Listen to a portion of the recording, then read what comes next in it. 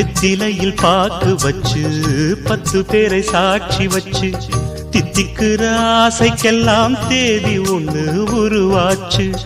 அக்னிய சாட்சி வச்சு கைவிரலை சேர்த்து வச்சு இன்பம் துன்பம் இரண்டிலுமே இணைந்திருக்க முடிவாச்சு.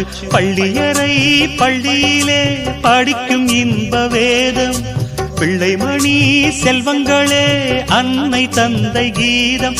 இது பழங்கால பாதை, ஒரு சுக வாழ்வின் கீதை.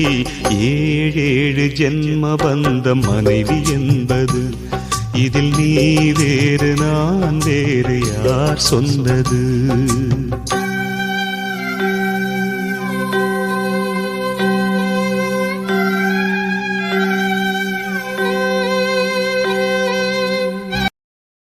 Download ShareChat.